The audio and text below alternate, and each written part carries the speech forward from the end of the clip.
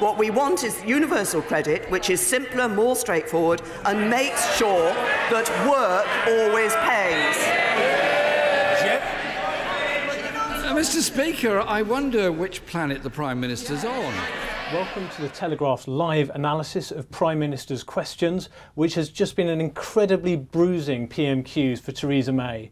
Jeremy Corbyn hit home on universal credit, which is an issue her party is incredibly divided over. She's facing a rebellion by up to 24 Tory MPs on the issue, and Jeremy Corbyn, in a series of questions, asked her to show some humanity. He highlighted Sir John Major's intervention on universal credit recently, a former Tory leader, making things very difficult for Theresa May, and said that she basically needs to do more to help people. And with a flourish, he finished off by highlighting the fact that the universal credit helpline costs 55p a minute. And he said to the Prime Minister, what are you going to do about this? And she didn't respond. She just defended the policy and continued to do that. There were huge jeers from the Labour benches, and from the Tory benches, they looked glum. They looked very, very unsettled. Laura, we didn't expect that he'd go on universal credit. We thought he might pick on Brexit turmoil or her disastrous conference speech, but he's gone on domestic policy here today, and that's a problem for Theresa. Yeah, it was actually quite a clever move because, as we've been reporting since last week, there are a number of Tory MPs who are still really uncomfortable. David Gauke came out during party conference to try and reassure his own MPs, not just the opposition, but his own MPs, that actually, you know, there were things in place to protect people if they weren't getting the money that they needed in that transition from the old system to the new universal credit system. But despite his reassurances, he's gone out to the media, despite everything he said, we still know MPs aren't happy. And we just saw at the end of that, the first question from a Tory backbench MP to her Prime Minister was about universal credit. And there is a slight difference, as she pointed out, which is that Labour are against this in its entirety, whereas all the Tory rebels here are for universal credit in principle, but they're concerned about the rollout. They think it's happening too quickly. They want to pause. They want to rethink. This week we've seen lots of local newspapers coming out and writing stories about how, you know, recipients are suffering and they're not getting the money that they need to pay off various debts, etc., etc.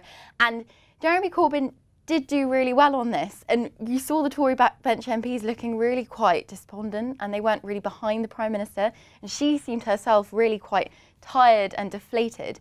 And Corbyn didn't actually bring up her speech at conference, as we predicted might happen. He stayed away from that issue, which is quite a gallant thing to do, some would say. And actually it was the Prime Minister that brought up the conferences, which was a slightly bizarre move. And he didn't take the biscuit on that one, because he could have fought back and said, well, you know, if we're going to bring that up, let's talk about your cough and your disastrous speech. He didn't mention that once. It was one of the most surreal moments of it. On the last moment, Theresa highlighted the Labour Party conference, which she had valid points. It was hit by accusations of anti-Semitism. There were lots and lots of problems for Jeremy at the conference. But compared to the Tory conference, it was very united and it was very peaceful. Whereas, so by highlighting that, she attracted huge jeers from all the Labour MPs, and you could barely hear her. John Bercow had to kind of scream to intervene. The Labour MPs were delighted. They were cackling. They were highlighting the Tory conference. And Theresa was doing a traditional Tory attack when her circumstances are actually very, very weak, and it's very difficult for her to do that. Yeah. I mean, you could hear the jeers from the Labour backbenchers. They were so loud, in fact, that when Theresa was trying to answer a question about the helpline, as you flagged earlier, which costs 55p for people calling up to raise concerns about moving on to universal credit. Right. Yeah, 55p, a point that she didn't actually defend. She didn't defend that high price, and she didn't suggest that they would do anything to alleviate that. David Gauke behind her was trying to shout something to her, to give her something to answer back with, but because Labour was so loud, she couldn't hear what he was saying, and she looked not great. She didn't really have an answer to that. She didn't really answer or say anything wildly different on universal credit that David Gauke hasn't already said. And we've seen that it's not enough. Whatever he said is not enough. Actually, the Prime Minister really should have had something different to say, or something new to say, that could detract from it. I wonder if she will come out and say, look, we'll make this helpline free. She's got to do something to win back some points on this, otherwise the issue's not going to go away. But yeah, the point is that Labour were really loud today, cheering on Jeremy, and it's pretty extraordinary. If we think back to a year ago, Corbyn talked about infighting.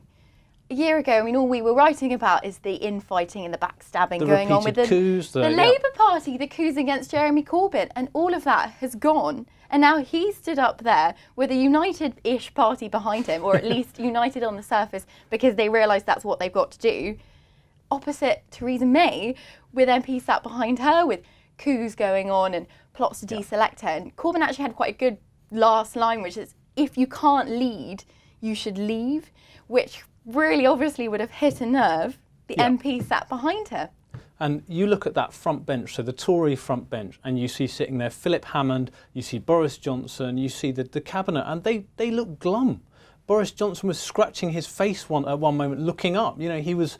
They need something, the Tories, they need some red meat, as we'd call it in politics, something to get their teeth into, to attack Corbyn over, and instead they're on the defences, they're on the back foot. Every single one of Corbyn's questions was on universal credit, and the Prime Minister's main answer was to criticise the last Labour government for its treatment of the welfare system and for putting more people on welfare, and say that, you know, universal credit is about making work pay. And it's just such a difficult issue for her to manage. And then also Corbyn was highlighting the leadership problems. There was a quick line on the leadership where he criticised the Tory infighting and said that if you're going to fight among yourselves, you're not governing, and you know we are here to replace you effectively. So really bad PMQs for Theresa May, I think. Yeah, and Jeremy Corbyn has got better. At the beginning, he really wasn't very good. He has stuck to his, you know, he always mentions one of his, a Labour member that's written in and asked a question. He's still doing that, and actually it is becoming a bit more effective when he asked that question. There was so much noise behind him that Theresa May actually had to stop. She gave a very long pause waiting to reply to his question. And I wonder if that was also her thinking of a response and sort of allowing the noise to happen so she could formulate what she was going to say. She's had the most ridiculous last few weeks. Forget all her own internal problems in the party conference. We've also got this massive issue of Brexit and the divisions on that which she's having to deal with. It's pretty phenomenal actually that she's still standing up, but she did seem as though she had a little less fight in her, which is probably to be expected. No one can really blame her for that, but it really came across there. And for members of the public watching that, it just adds to this narrative of her not being as strong as she once was, of her needing to be a bit stronger, and of Corbyn getting stronger and stronger and bolder.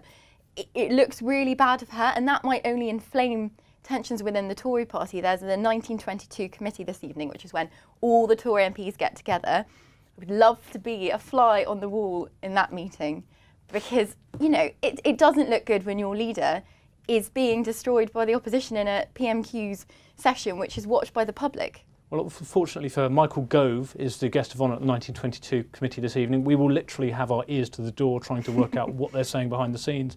And he's been very loyal to the Prime Minister recently. He's rallying behind her. Even Boris is being very loyal and rallying behind every syllable, as he puts it, of her Florence speech on Brexit. So the Tory party are trying to get behind her, but it's difficult. And I talked to people last week in Number 10 about this universal credit issue, and people are really worried. They know this is something where they're vulnerable.